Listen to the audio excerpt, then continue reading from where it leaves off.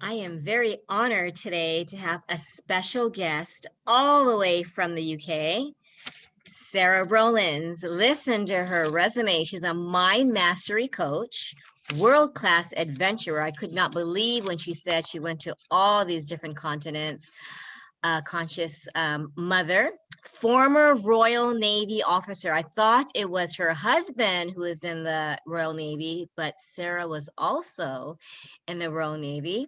She guides veterans post-PTSD to become, listen to this, to break free of the shackles of the mind, which I think all of us could use, reignite their heart so they can experience passion, right? And purpose and step back into their power. And I think no matter what background we have, we could all learn how to just break free from all of our, limiting beliefs and trauma. And oh, I forgot to tell everyone that you also have two little ones. In the midst of doing all of this, you are raising a 5-year-old and a 7-year-old. I met them virtually, and they're the cutest girls ever. So I first would like to know, how did you get into this journey? And please share about the importance you think as a mother, going through what you've had. How do you do it? Okay. Well, firstly, thank you so much for having me on. It's really wonderful to have a new audience to speak to and to meet new people. And I find it very exotic that you're in Hawaii. And I know that you find it exotic that I'm in the I UK. find it exotic that you're in the UK. Okay, so how did I become a post-PTSD coach? Well, quite simply, I walked the path and I have suffered in that place. I said I'm a former Royal Navy officer. I have had PTSD. I'm a mother and, all the other things that go into being a life. And I've been in some dark places, but I got out of it. And now I can help other people get out of it as well. So when I finished my career in the Navy, I was thinking about what can I do next, or what do I want to do? And I explored a number of things. I explored writing, becoming a professional artist. This is actually one of my pieces behind me. Beautiful.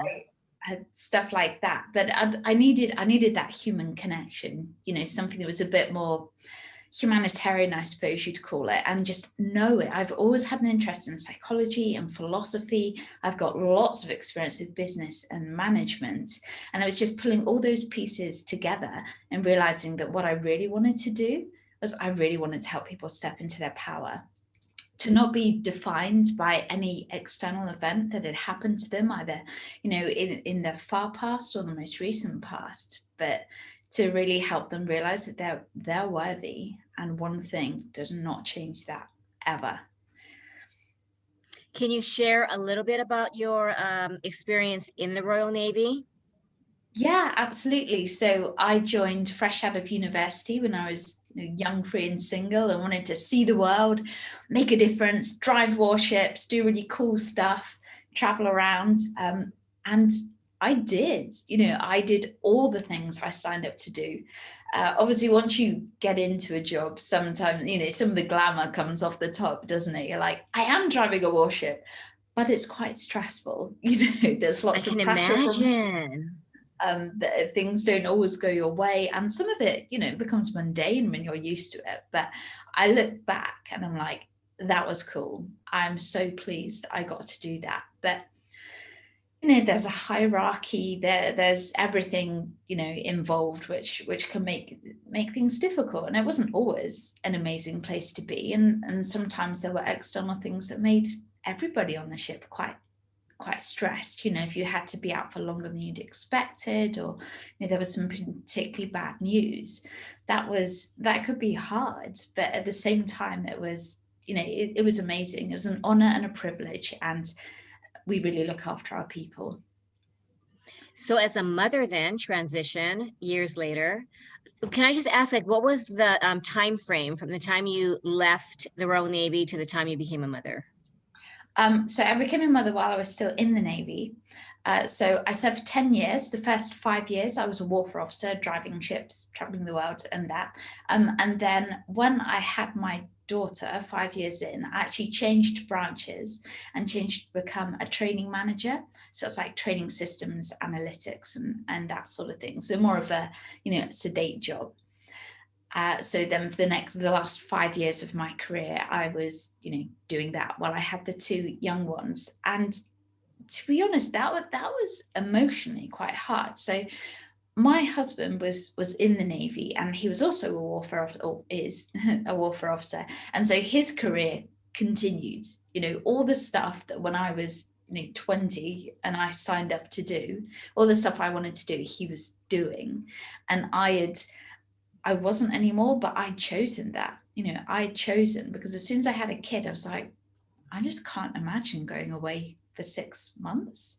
Mm-hmm. It just, and also I didn't want to be the same stressed person I was. So I had taken the choice to take that step back, because I could have carried on as a warfare officer. We could have somehow made that work. It would have been hard on people.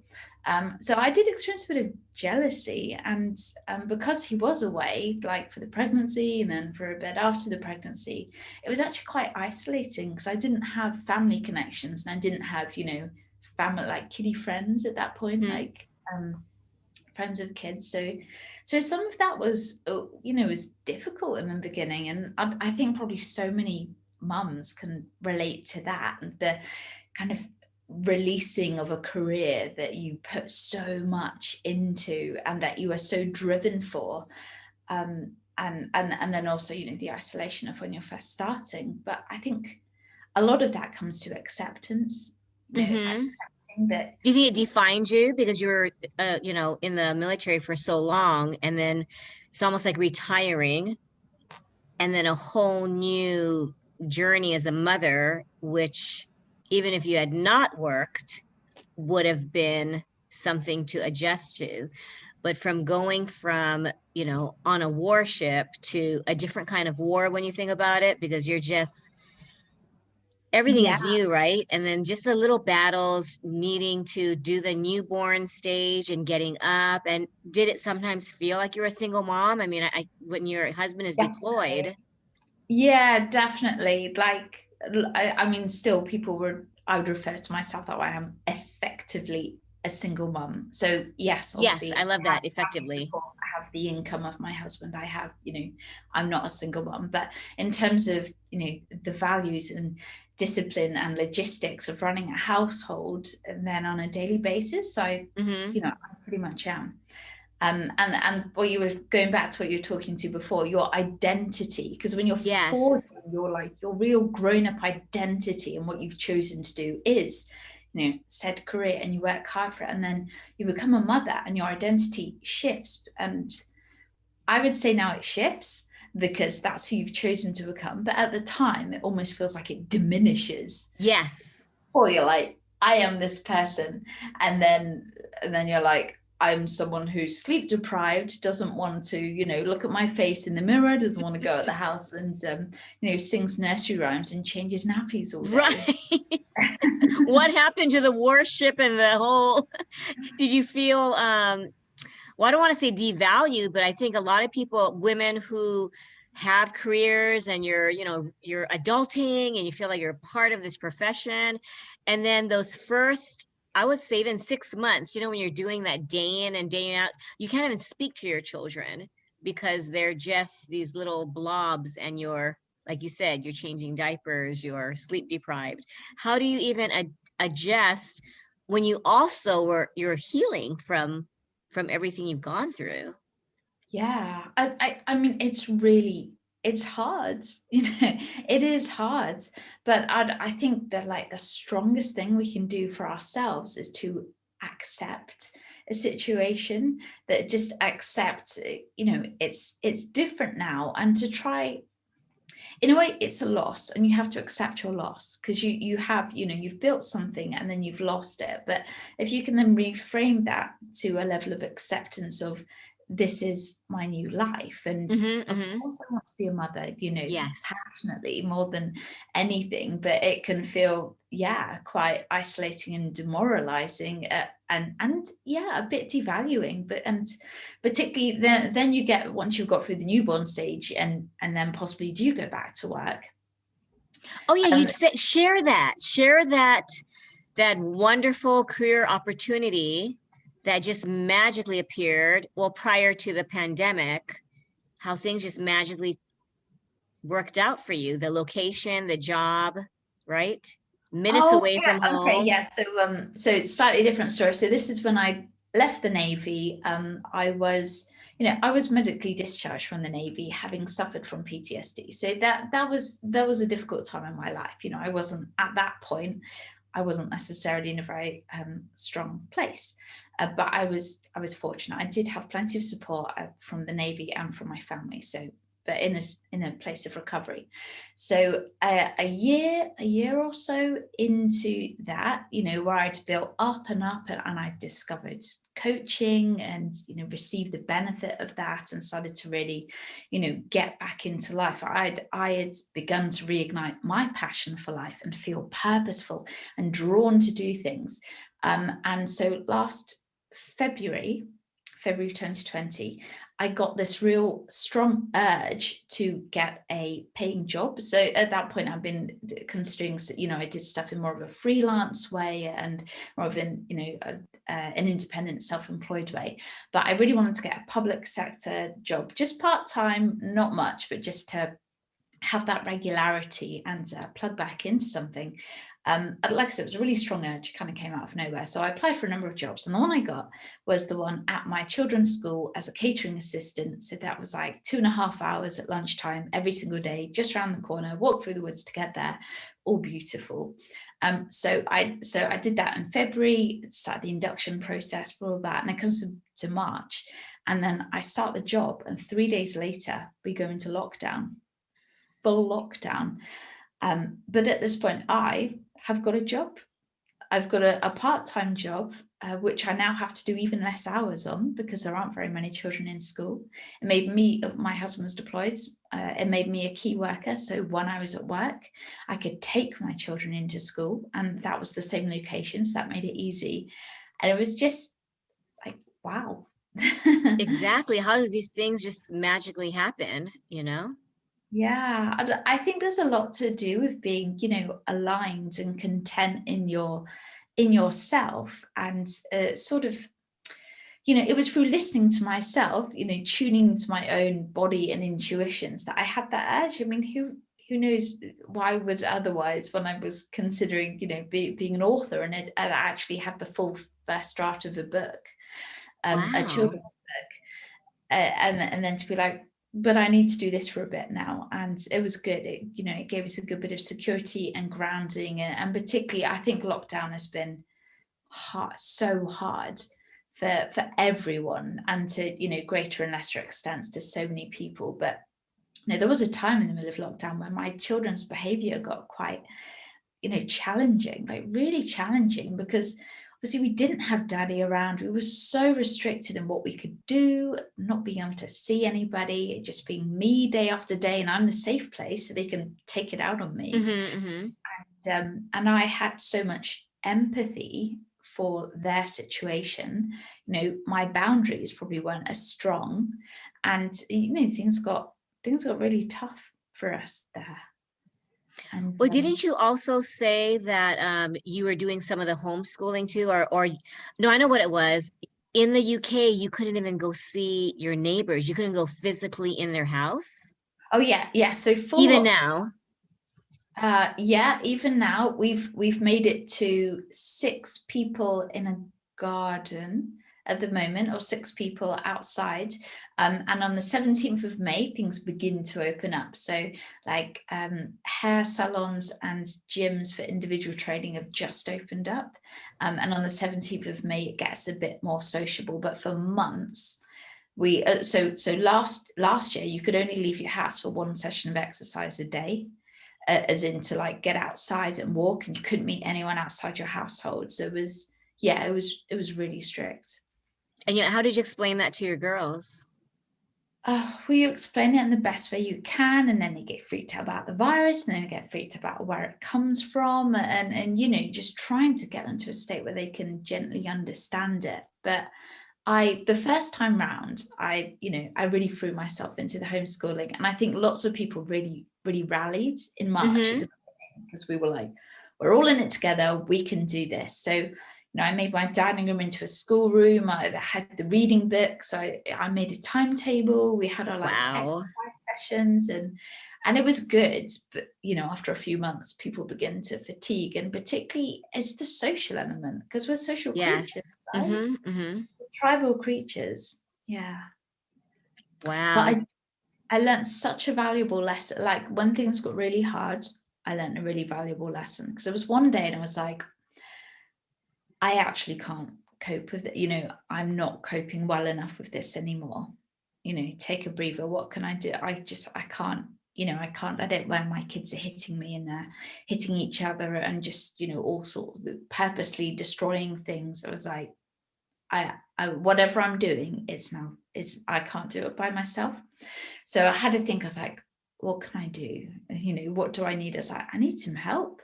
Mm-hmm. And so and before that, I've been, so independent and strong. I don't need help. I can cope. I was like, I think I just need to ask for a bit of help here and see what happens. So I spoke to my mother-in-law, who is just the most amazing lady. So I was like, I need a mom. so I spoke to my mother-in-law and kind of, explained how things were. And firstly, she really reassured me that I was doing a great job.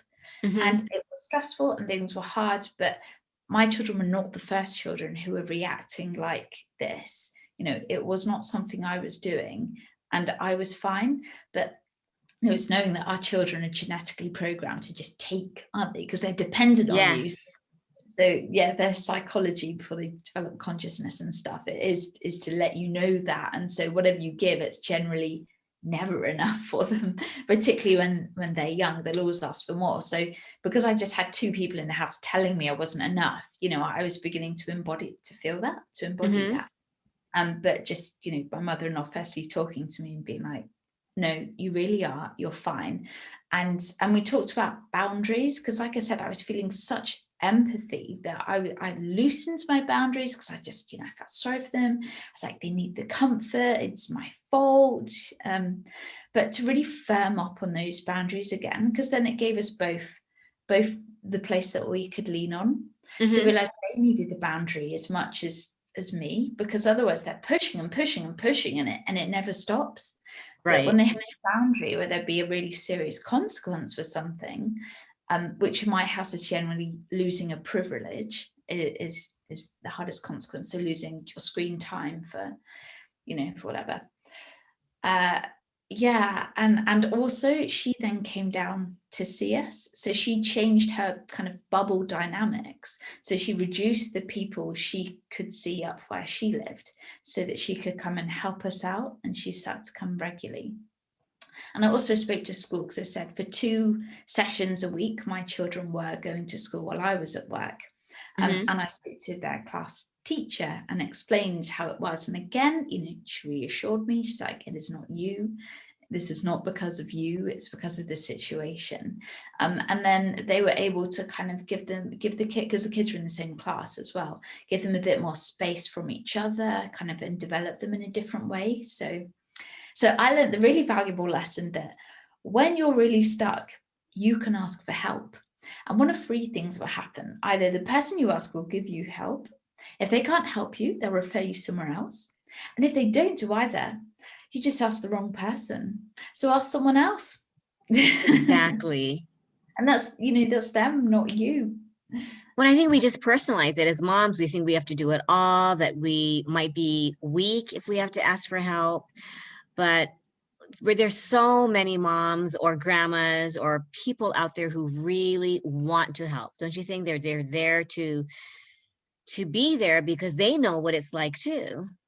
Yeah, and in asking for help, kind of showing that vulnerability, actually it forges a connection. Yes.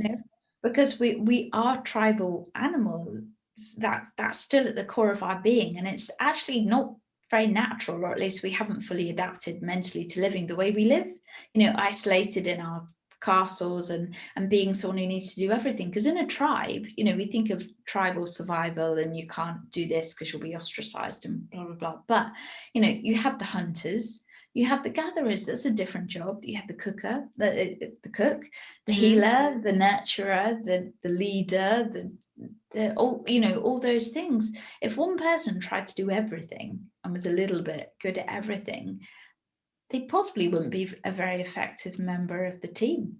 Or they burn out, as Yeah. many mothers do. Yeah. So it's realizing that we're in it, where we are today is we're still kind of adapting to it. Our physiology, our psychology is Well, still and adapting. this year, though, the year of the pandemic has really shaken things up, so that I think a lot of us are learning lessons. I remember before we were recording, you talked about the weeds in the garden. Do you Oh remember yeah. that analogy? Can you share that, please? Absolutely. Okay, so this is moving on to, so mind mastery training is what Yes. is one of the big things that I do, how I work with people. Because first we have to master the mind, honor the body, and experience our emotions, and those things go together to make the human experience that we're all here to live. Anyway, so mind mastery. So thinking of the mind like a garden is how I like to think of it. And if you don't tend to a garden, if you don't tend to your mindset and get conscious about it, then you're going to have all sorts of undesirable things or weeds in there growing up. And even if you've got some good things in there, if you've got lots of weeds, they're taking so much water and nutrients, which you don't want them to be taking, because you just want to grow the beautiful things. And I also talk about it in terms of the limiting beliefs we hold. So as we're growing up and we're getting socially conditioned, we form these beliefs.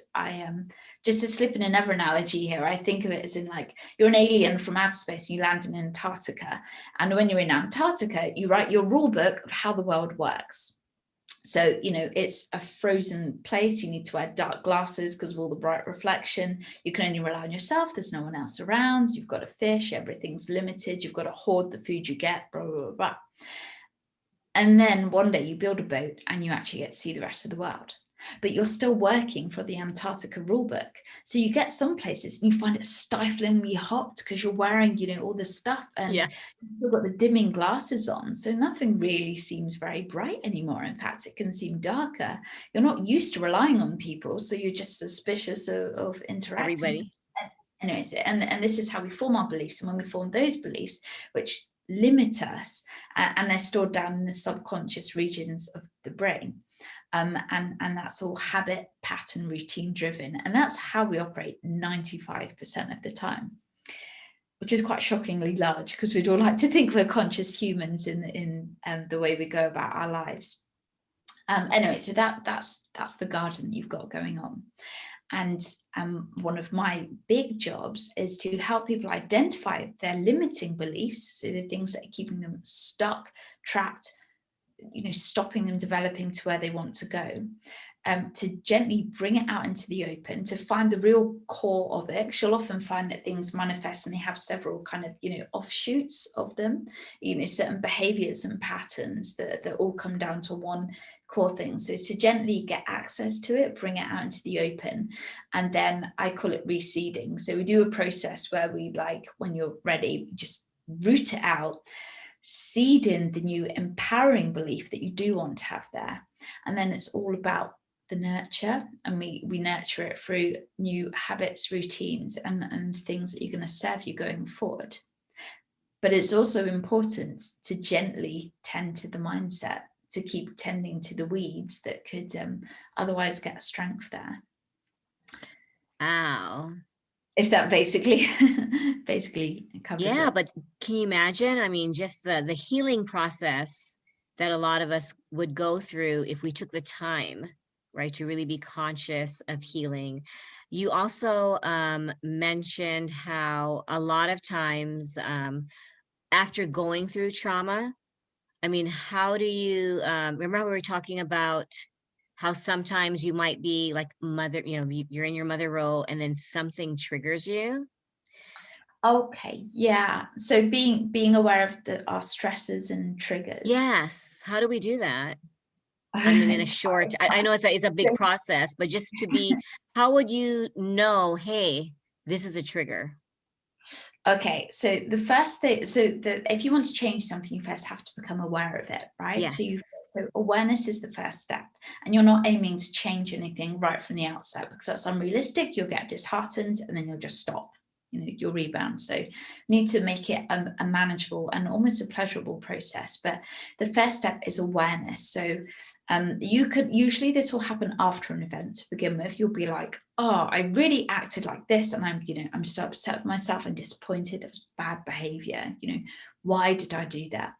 And to take a bit of space to be like, why did I do that? So I just yelled at my kids, but it's because yesterday I would it's because I'm on a diet because I want to lose some weight and I overate or something. So I'm a little bit annoyed with myself, even though you can't help it. That's another question. But anyway, being annoyed with yourself, or you got a message from someone which made you feel irate. So you've internalized that a bit. So you're already in a bit of a stressed out system. And then, your children just act like kids, but it's too much. It's too much for you. And then you react and then you regret it after. So the first step is to realize, after the event, what happens that triggers me, and then to kind of identify sort of that group of triggers, or what's likely to do it.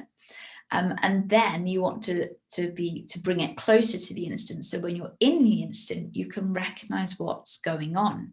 So you can recognize that you are reacting rather than responding to your children. And you can notice this by do you feel stressed? Are you acting from a stressed out body, or are you acting from compassion and love? Because we all know how we want to nurture our children, even if their behavior could do with some correction to make it socially acceptable or family acceptable. We all know in our calm and peaceful minds how we would want to do that.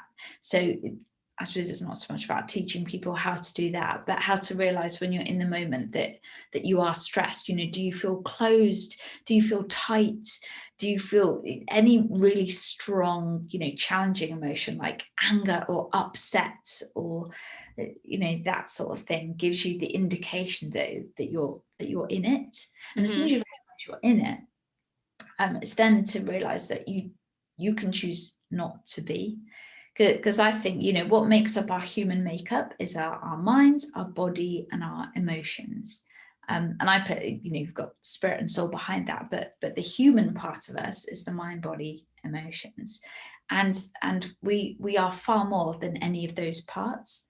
So when you can begin to detach yourself to realize that I am not my emotions, I'm experiencing my emotions, and you can almost like take that step back to be like, oh, okay. And emotions are communicators, they're what keep us attached to our outside world, because they're messengers, they're powerful messengers. And if we can harness the power of the message they're giving us, then we're going to have such a rich experience of life. So yeah, to backtrack, when you're in the moment, to recognize that the way you're acting is a product of the emotion that you're feeling, but that you can, you are not defined by that emotion. You can now choose to act in a different way. And the simplest thing is, we say it so much, but it's to breathe. Your breath is what makes you alive. All living things breathe. and so that's your vital life force. And if you can bring more of that into you, if you breathe deeply, you oxygenate your body. If you breathe out for longer than you breathe in, you relax your body. That's a relaxing breath. So if you can harness just 5 deep breaths, or 5 breaths where you breathe out for 2 more counts than you breathe in, then you can begin to de-stress. And yeah, that's pretty powerful though, because I think a lot of times we just react, and then before you know it, you're regretting. But you define yourself with like, I am angry, or you become the anger without realizing, wait a minute. And like you said, the power of the breath is so underestimated. But if you take a step back, you pause and reflect, and you don't have to be the anger, but you know, like you just said, detach and just know that it's because I think a lot of times when you're upset, you think, oh, why did my kids do that? Why are they pushing my buttons? But they're just, like you said, they're just being kids. But if we're not in the right frame of mind, if we're tired, we're hungry, we're stressed, and then they compound, right? When you're already like, I can't take anymore, then you just have such a short amount of time to, I don't know, just take a deep breath, pause, reflect, and learn not to react. And do you think we just retrain, right? The more we do it, Yeah. it'll Oh, that's become, absolutely. All of this stuff is a habit. You know, we have formed yes, a habit, we form our beliefs, we form our habits from those, and that is the way we operate. And so all we're doing, and that's the way we've operated for years. And yes. the like the strongest compulsion in the human psyche is to reaffirm its identity. And so if you've told yourself, this is my identity, like, you know, I'm not worthy, or I never stick to exercise or diet, or I am, you know, I'm always going to be a pushover. If you're holding that at some level, then your brain has to reaffirm it. So you're going to seek experience that Right. reaffirms Or my experience. So kids are always annoying. My kids will never cooperate. And then you wonder, wait a minute. so you're yeah, so you form this huge habit, and so it's Yes. all about becoming conscious of the habit and retraining. And retraining is hard, you know, when you first start anything. Like, I don't know if you've ever, you know, been in a particular exercise regime or taken up a new skill. You Yeah. know, it's difficult at first, but if you can take tiny steps every day, and it all starts with awareness, then you absolutely will get there. And then before you know it, your brain is retrained. Yes, absolutely. Wow, thank you so much. This has been very enlightening. I've been meeting with Sarah every week. We've gotten close, and I just really appreciate you sharing. I mean, everything that you've said, I think it doesn't have to be for mothers. I mean, if you're a parent, if you are a aunt, uncle, even if you do not have kids, don't you think, whether it's your peers, your coworkers, your bosses, if we learn to be aware, right, the power of the breath, and just not define ourselves with whatever emotion that, because we just sometimes just hold on to it, you know, whether Yeah. it's anger or, you know, how dare someone hurt us, or, you know, just make us feel that life is unfair, you know, and you personalize it. So what you're saying is to detach and to have a perspective, and then of course, don't let those weeds grow. Yes. Yeah, that would be it in a nutshell. Thank you so much. I know we are what, 11 hours away. We usually talk when Sarah is about to go to sleep, but now the tables have turned and it is what, about 9:34 a.m. your time? Yes, And yes. it's 10:34 p.m. my time. So yeah, I just had some coffee and I thought, this is how Sarah feels whenever I talk to you. I'm like, my morning is beginning and your day is about to end. So thank you so much. And Sarah, I think, not to put you on the spot, but I think you agreed to be on my global parenting summit. I did. Super, super excited. You did, right? I'm not putting words Yeah, in your yeah, yeah, mouth. I did. Yeah. Well, and I think what you have to share, I mean, everyone can benefit from it, especially parents, because I think we're so caught up in parenting that we even forget to be aware Yeah, because we're definitely. just too busy. But you're saying to, if we just slow down, be aware, and just practice all of these little tiny things, it'll just make parenting much less stressful, because it's a very rewarding journey, but also it can be pretty tough. Definitely. Yeah. Freedom and fulfillment. Sorry, one more thing. I feel that, you know, Oh, freedom and fulfillment is what we all want in life. And we can yes. just in a small sentence, we gain freedom by not being attached to things. So like the emotions that are meant to pass through us, that we hold on to, like anger, by not being attached to it, or attached to a certain outcome that we're expecting for an action we've taken, through not being attached to those, then we get the freedom. to, to live I into. love that. Yeah, experience. And we're here to experience, right? We're here to experience the Yes. whole raft of emotions is pretty much how we experience things. And without the challenging ones, you wouldn't feel so strongly for the caring ones, is how I call them. So I don't like positive and negative emotions, because it's just the challenging emotions, and like the pleasurable emotions is how I think of it. But I think I've said this to you before. Do you have to stand in the darkest part of the night to fully appreciate the beauty of the dawn shift? And it's kind of like that with emotions. If we don't go through like a whole experience of them, then the absolute, amazing ones we're not going to notice. And if we can let go of things enough to enjoy the freedom of experience, then we will feel fulfilled. And knowing that it's a choice, like you said. Yeah. I just realized how you talked about the light and the darkness. That painting in the background, if you had white instead of the dark, that contrast, your piece wouldn't pop out as much. Well, yeah. So I think this is one that could do with a bit of developing, but it's actually. So have you heard of the geometric shape, a torus? It's a torus. So it's kind of like what am I saying? A globe, yes. But it comes out up from the middle. So it's got a hole in the middle, and then we're looking at it from the top aspect. So it goes round like that. And so it's the pure light that's emanating up from the middle, and then it moves round, and it goes down to the goes down around the edges, and then it cycles up and comes out again. It's like it's an energetic system, basically a self renewing energetic system. But if you didn't have that black, it wouldn't be as vibrant. You know how you're saying about the dark and the light? Yeah, we need things only have form and shape and interest if they have a shadow to them.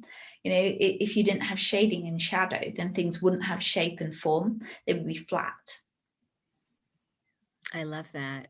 What an analogy, though. It pertains to life. It pertains to our journey, and judgment seems to be the challenge. If we, like you said, if we judge it, it's not bad or good. It truly is an experience to learn from. Yeah, nothing is bad or good. Only thinking makes it so. What a great way to end. Thank you so much. Enjoy the rest of your day. Time for me to go to Dreamland, and I will see you next week. Brilliant. Good night. Thank you so much. Thank you. Thank you so much. Okay, take care. Bye.